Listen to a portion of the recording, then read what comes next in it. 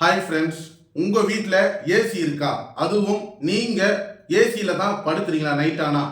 அப்போ இந்த பிரச்சனை கண்டிப்பாக உங்களுக்கும் வரும். என்ன பிரச்சனை தானே பார்க்குறீங்க? ஏசியை ஆன் பண்ணி கொஞ்ச நேரத்தில் உங்களுக்கு மூக்கு எரிச்சல் இருக்கும். அது மட்டும் இல்லாமல் தொண்டை வறண்டு போன மாதிரி இருக்கும்.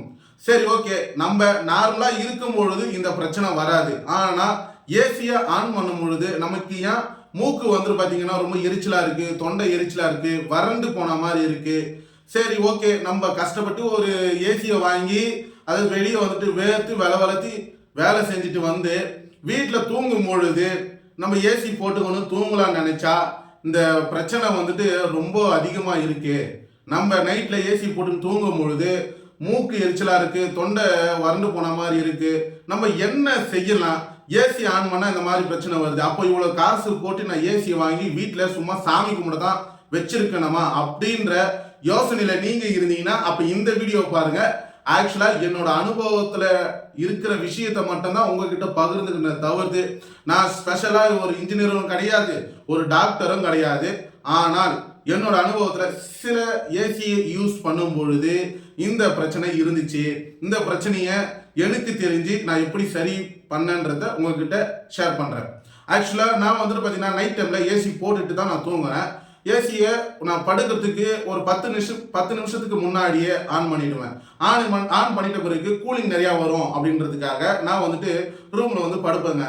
படுக்கும் பொழுது இந்த ஏசி ஆனது நம்மளோட டெம்பரேச்சர், வீட்டில் இருக்கிற டெம்பரேச்சர், அந்த காற்றுல இருக்கிற ஈரப்பதத்தை மொத்தமாக உறிஞ்சிடும்.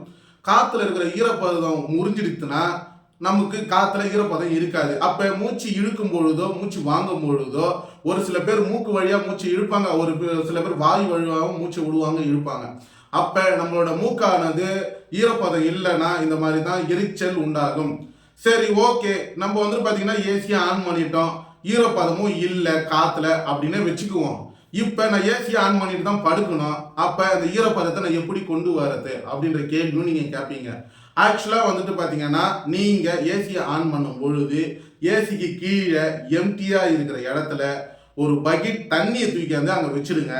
நான் வந்துட்டு பார்த்தீங்கன்னா ஒரு இன்ஜினியர் கிட்ட தான் இந்த விஷயத்தை நான் கேட்டேன், எனக்கு இந்த மாதிரி இருக்கு அப்படின்ட்டுன்னு. ஆக்சுவலாக இந்த மாதிரி வரக்கூடாதுங்க, வந்தால் ஆட்ஸ்மான்னு சொல்லி ஒரு பிரச்சனை வரும் இல்லை, மூச்சு இழுப்பு, அந்த மாதிரி பிரச்சனைக்குள்ளாலாம் வரும்.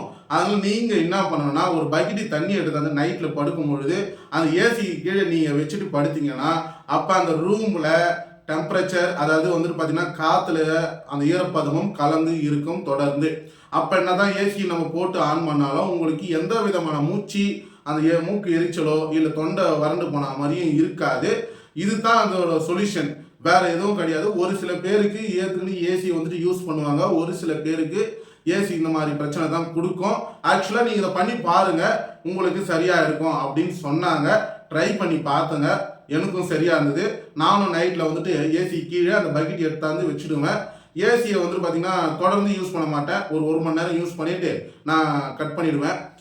இந்த வீடியோவில் ஏசி யூஸ் பண்ணும்போது தொண்டை வறட்சியாகவும் மூக்கு எரிச்சலாகவும் இருந்தால் என்ன செய்யலாம்னு சொல்லிட்டு எனக்கு தெரிஞ்சு சில இன்ஃபர்மேஷனை என்னோட அனுபவத்தில் நடக்கிறத உங்ககிட்ட ஷேர் பண்ணியிருக்கேன். இந்த மாதிரி யூஸ்ஃபுல்லான வீடியோஸ் நீங்கள் மட்டும் தெரிஞ்சுக்காம உங்கள் ஃப்ரெண்ட்ஸ் அண்ட் ஃபேமிலிக்கு ஷேர் பண்ணி விடுங்க. நம்ம யூடியூப் சேனலை மறக்காமல் சப்ஸ்கிரைப் பண்ணுங்கள். தேங்க்யூ.